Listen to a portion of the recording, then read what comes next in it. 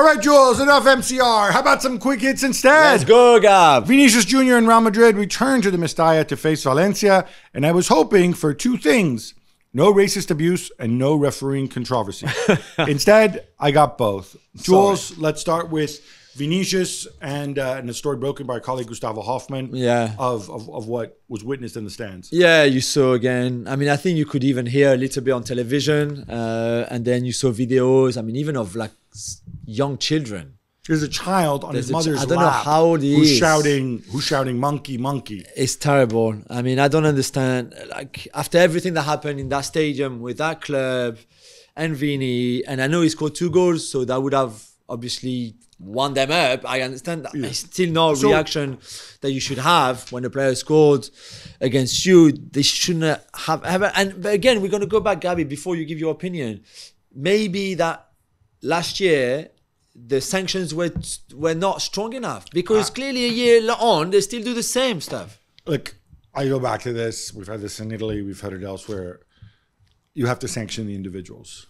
I mean, you can sanction the club, sure, but to get change, you need to sanction the individuals, because that is what you need to do. Now you have video. That woman with the child in her lap, right? Who and by the way, the person who Gustavo Hoffman spoke to and you know, he got the video from, you know, those people surrounded her. They tried to take her phone away and stuff like that.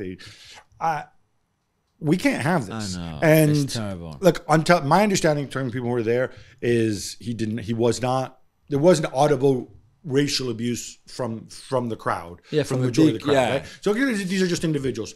That is still completely unacceptable. Yeah. And if you're Valencia now, what you do is, I'm sorry, you guys don't represent us, right? I'm kicking you guys out. I'm identifying you and I'm kicking you guys out. And that is how you move forward. I have no problem with the crowd abusing Vinicius with the raised fist and because they don't like him, because he scores against them. That's fine. But you cannot cross that line. I like his celebration on the second one, really. I thought that was very, very powerful and strong. And Gab, Real Madrid would have got the 3 points if the referee, Jesus Gil Manzano, had not blown for full time as they crossed for Jude Bellingham's header and goal came in. What did you make of it? So Carlo Ancelotti called this unprecedented. It's not unprecedented. I saw him in the Arsenal women's game halftime yesterday. What, Ancelotti? No, similar. Arsenal were about to shoot on the edge of the box and the referee blew the whistle. Well, if you're an old timer, and Carlo Ancelotti would have been, I think, 18 years old in 1978, you might even remember this, because I think it was Brazil against Sweden. Well, not remember it from seeing it, reading it. In the World Cup, Clive Thomas, the referee, blows his whistle as Brazil take a corner kick. Zico scores. Had that goal been allowed to stand, Brazil would have been in the 1978 World Cup final. Simple as, right? So this is not unprecedented. No. A lot matters.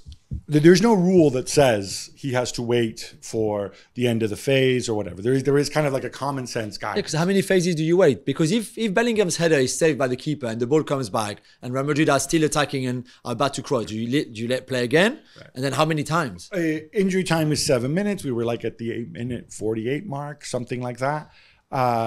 He had, and Real Madrid did not dispute this, he told the players, I mean, this game is ending after the corner kick. Yeah. Kick comes in, Mama just really punches it out. Diaz gets the ball, goes into a wide position, and he blows his whistle just before Diaz crosses the ball. Yeah. Bad decision on his part, maybe, but you can't talk of theft. Why is it a bad decision?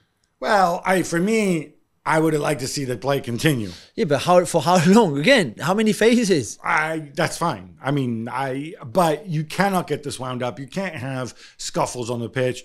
Bellingham apparently said, you know, got sent off. He got sent off afterward. He didn't insult the. It was just foul language. He said, he said it's an effing goal, which is okay. It doesn't warrant. I mean, to me, it doesn't warrant a red card.